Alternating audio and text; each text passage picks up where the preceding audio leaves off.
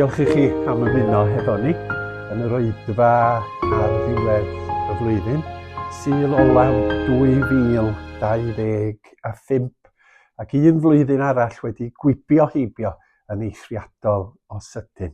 Croeso, da ni am gael myfyrdod byr a chyfle i addoli Duw yng nghwmni yn gilydd, i ddiolch amdano am y fi, ac hefyd i feddwl am y flwyddyn newydd sydd yn agor yn blaenau ni 2026. Be sydd gan Dduw i ddweud wrtha ni wrth i 2025 ddilyn i ben? Beth bynnag ddigwyddodd yn y 12 mis diwethaf, boed hynny'n dda neu boed hynny'n ddrwg, mae'r arglwydd wedi siarad hefo ni ac mae'r arglwydd yn siarad hefo ni. Ac yn cymell ni i gredu yn yr arglwydd Iesu bod yn ddisgyblion iddo a'i ddilyn o ddydd i ddydd. Gadewch i ni droi at yr arglwydd mewn gweddi. Dad Nefol, da ni diolch i ti am gyfle i daddoli di dros gyfnod y Nadolig ac i ddathlu eto geni Danwyl fab, gwaredwr a meseia'r byd i'n plith ni, yn rhyfeddol ac yn wirthiol mewn baban bach. Gad i ni ddysgu, gwersi a thrysori o'r hyn sydd wedi digwydd, ac arwydd o cad tragwyddol fod diwdod wedi dod mewn baban i'n byd. Ac wrth i ni daddoli di yn awr ar ddiwedd y flwyddyn, tywys ni drwy'r ysbryd glân i wrando ar dy lais, i ddeall darweiniad ar ein cyfer ni. Adeilada ni, sancteiddia ni, a gwna ni yn ddisgyblion gwell i'r arglwydd Iesu Grist. Beth am i ni addoli gyda'n gilydd drwy gyfrwng emyn, ac yn y fan yma da ni'n mynd i ganu a gwrando ar Hywel a Galed Davies yn tywys ni mewn moliant.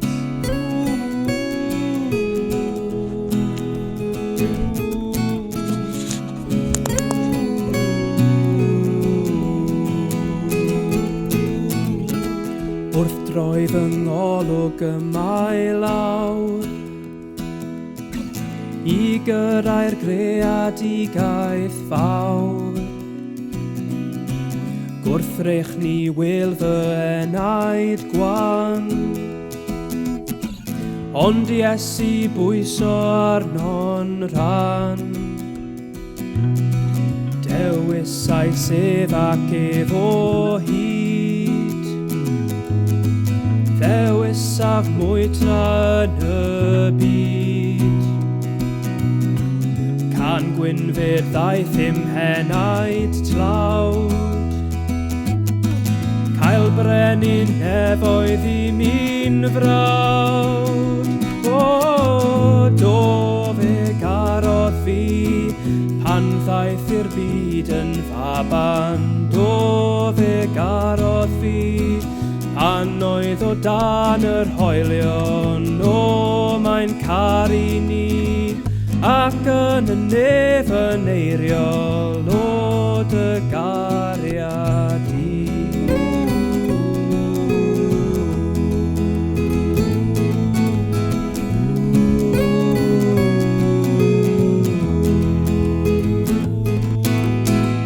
Fy nghysur oll oddi wrtho darth. Mae'n dad, mae'n frawd, mae'n briod harth. Arweinydd llariaeth ti a thref, feiriolwr cyfiawn yn ynnydd. O, do fe garodd fi pan ddaeth i'r byd yn faban. Do fe garodd fi pan oedd o dan yr hoelion. O, mae'n caru ni ac yn y nefyn eiriol o dy gariad di.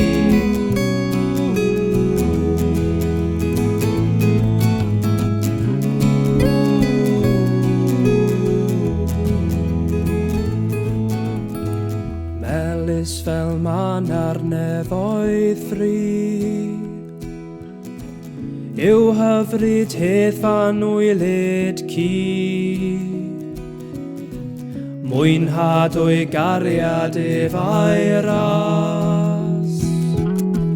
Na'r diliau mel sy'n well ei flas.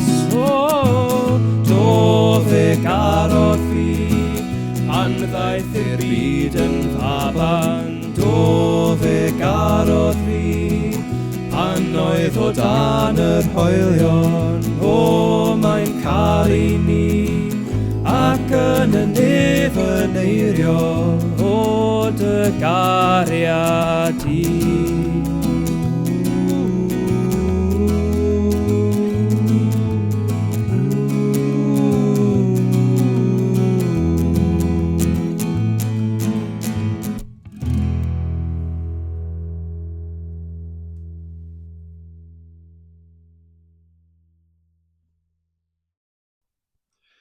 Yr hyn sydd ar yn meddwl i ydy addewidion bore yma. Addunedau blwyddyn newydd oedden ni'n arfer sôn amdanyn nhw.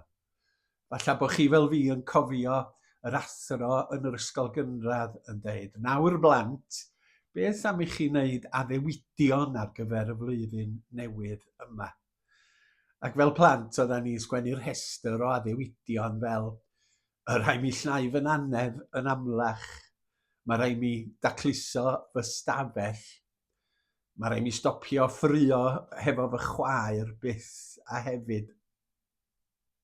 Ac yna fel oedolion, oherwydd yn bod ni wedi cael y fwgwraeth honnodd yn awgrymu ar dechrau blwyddyn bod chi'n gwneud addewidion. Mi oedden ni gwneud rhyw addewidion llipa. Dwi'n wedi clywed pobl yn ddiweddar yn siarad am wneud addewidion, mae wedi mynd yn anffasiynol. Ond oedden ni'n gwneud addewidion fel, mae rhaid mi golli pwysau, mae rhaid i mi fwyta llai o siocled, mae rhaid i mi stopio smocio, mae rhaid i mi yfad llai. Lot o'n nhw mewn ffordd yn ymwneud â yn iechyd corfforol ni, ynde. Ond dwi'n clywed pobl yn sôn llawer erbyn hyn am wneud addewidion. Ac esgus yr rhan fwyaf ohona ni ydy, wel, dwi ddim yn gallu cadw atyn nhw. Ac erbyn yr 10fed o fis Ionawr, dwi wedi syrthio i'r hen fagl ac i'r hen drefn. Da chi'n gwneud addewidion? Dwi'm yn gwneud addewidion fel y cyfryw, ynde? Ond mae addewidion yn rhywbeth pwysig yn y ffydd Gristnogol, oherwydd fod Duw yn Dduw sydd yn gwneud addewidion ac yn cyflawni addewidion. Mae Duw weithiau'n cael ei alw'n Dduw y cyfamodau, a cyfamod ydy cytundeb rhwng Duw a phobl, rhwng dwy garfan. Dyna di cyfamod, gair arall am addewid ydy o. A mae yna lwyth ohonyn nhw yn y Beibl, addewidion Duw. Maen nhw'n deud na'r un cyntaf ydy, byddi di ar wraig yn elynion, mae hwn o Genesis 3. Bydd dy had di a'i had hi bob amser yn elynion. Duw yn sôn am y sarf a dynoliaeth.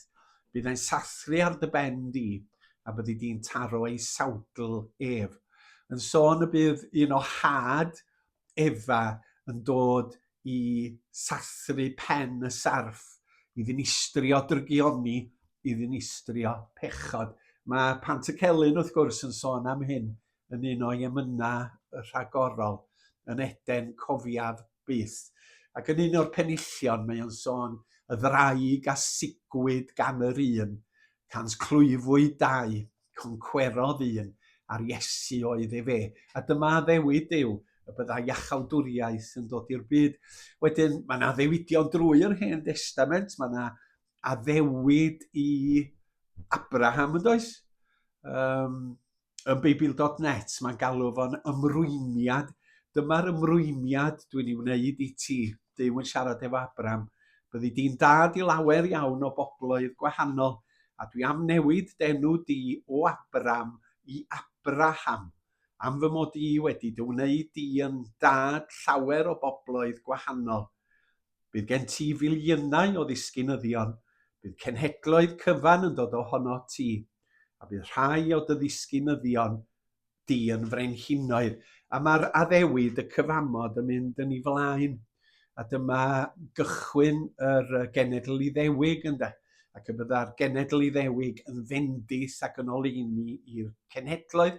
Da ni newydd fod yn ymdrin ac addewidion Duw am eni y Meseia, bachgen anwyd i ni, mab ar oed i ni. A bydd y llywodraeth ar ei ysgwyddau ef a gelwyr ef, cynghorwr y Duw cadarn, tad tragwyddol, tywysog tangnefedd, yn dweud bod Meseia person arbennig yn mynd i ddod i'n plith. A pan anwyd Iesu, mi oedd yr addewid yn cael ei gyflawni gan Dduw. Addewidion neu proffwydoliaethau am y Meseia'n marw yn Eseia 53 ynde. Yr hyn a ddigwyddodd eto yn Iesu. Iesu'n sôn am ei atgyfodiad yn dweud fod rhaid i fab y dyn farw, ac yna ar y trydydd dydd gyfodi. A ddewid Iesu y bydda'r ysbryd glân yn dod yn Efengil Ioan ynde. Ac os na daf ni ddaw eiriolwr arall. Addewidion y naill ar ôl y llall gan Dduw, a Duw yn cyflawni yr addewidion hynny. Da ni gwneud addewidion yn ystod yn bywydau, ydyn?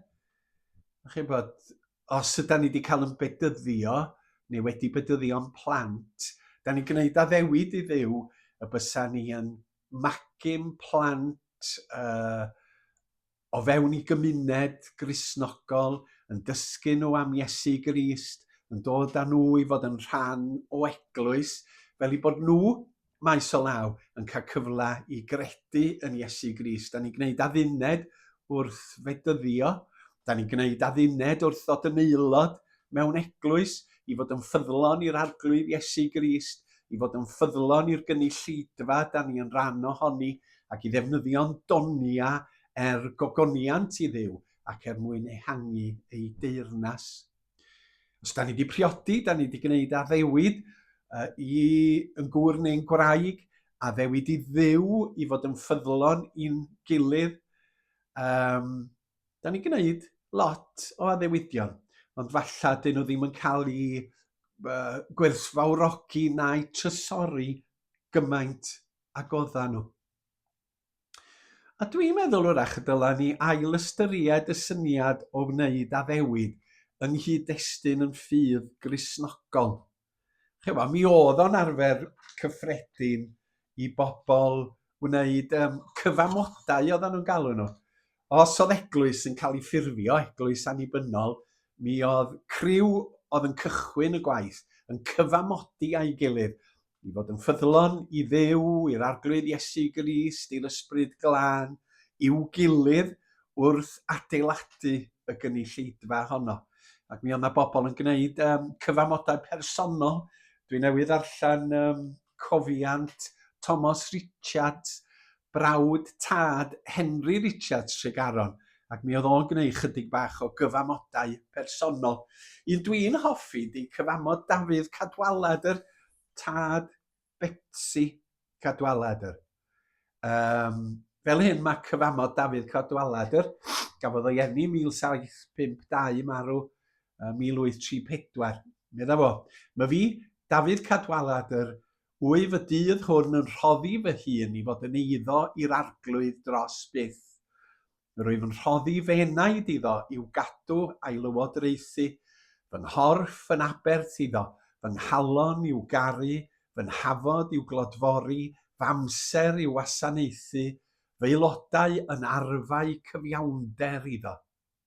Yn ei berson mi gredaf, yn ei waed mi molchaf, yn ei ras mi ymnerthaf, yn ei air mi fyfyriaf, ar ei ogoniant mi edrychaf, ar ei fynwes mi bwysaf, ar ei orchmynion mi rodiaf.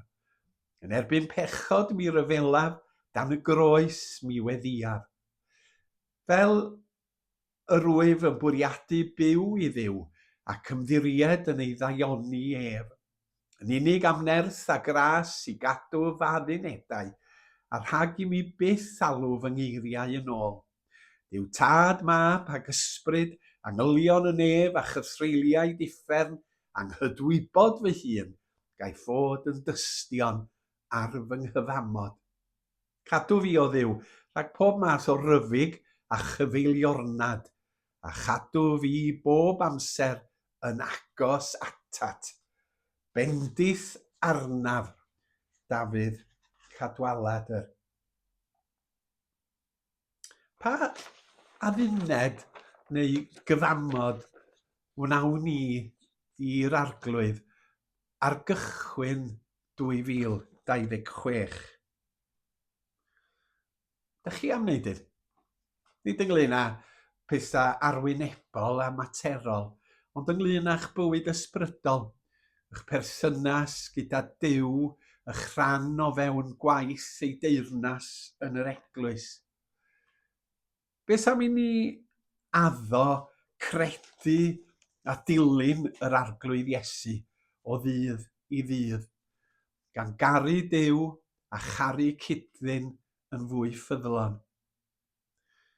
Beth am I ni wneud adduned I ddarllen y Beibl, gair Duw yn gyson, I wneud gweddi yn rhan anatod o'n bywyd o ddydd I ddydd.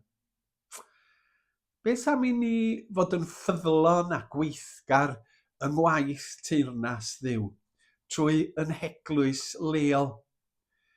Falle'n bod ni wedi torri cysylltiad, falle bod y fflam yn prysur ddiffodd, ond dyma gyfle I ni, dechrau blwyddyn arall, I ailgydio a rhoi ein doniau a'n hadnoddau at waith Iesu Grist. Mae gymaint o bethau gallwn ni wneud a'i rhoi fel addewidion ar gyfer y misoedd sydd yn dod. Felly ga i'ch herio chi sydd yn gwylio hwn I ystyried gwneud hynny, fel eich bod chi yn tyfu fel disgybl I Iesu Grist. Diolch I chi am wrando, a blwyddyn newydd dda I chi a'ch teuluoedd.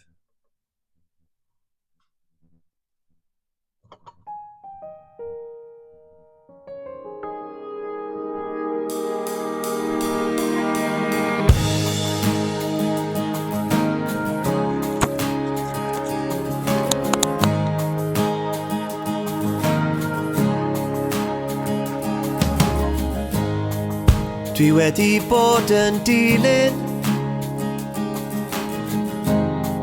y byd a addewidion, ond dim ond ti sydd yn bodlon I, y gwagle yn fy nghalon. Dwi'n dal ymlaen I ymladd, I geisio cael fe wyllus I,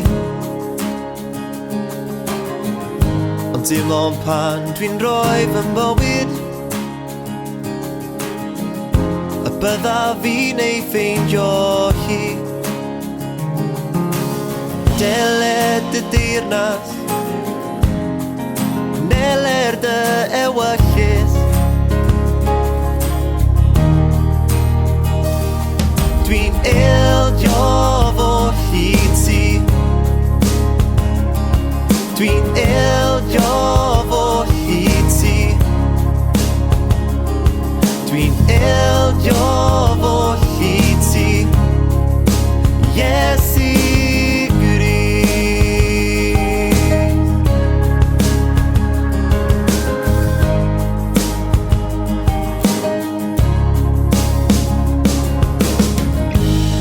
Mi ddest I lawr o'r nefoedd I fod yn faban yn y cryd, I fyw y bywyd perffaith a marw dros bechodau'r byd. Iesu holl bwerus yn rhoi ei hun yn llwyr, Nes di ildio o hyd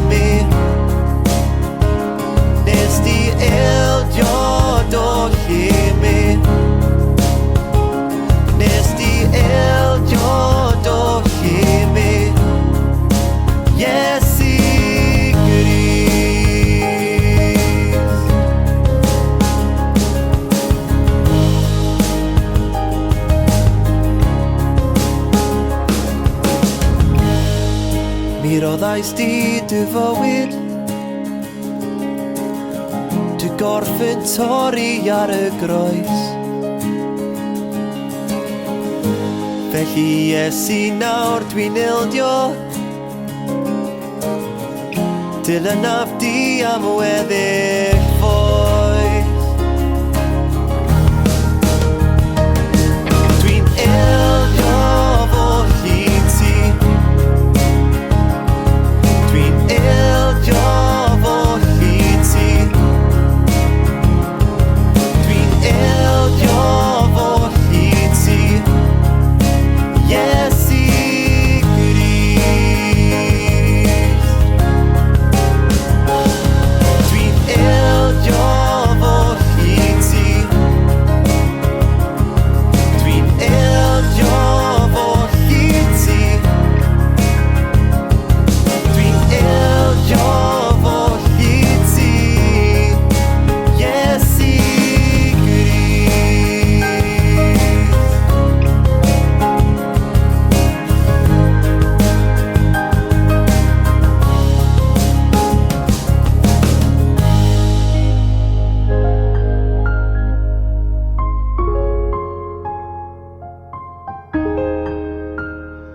Arglwydd, diolch am gyfle i ddaddoli ac i gyfrio ar dair, ac i ystyried her yr efengin, i ni ymrwymo i ddigaru a i wasanaethu.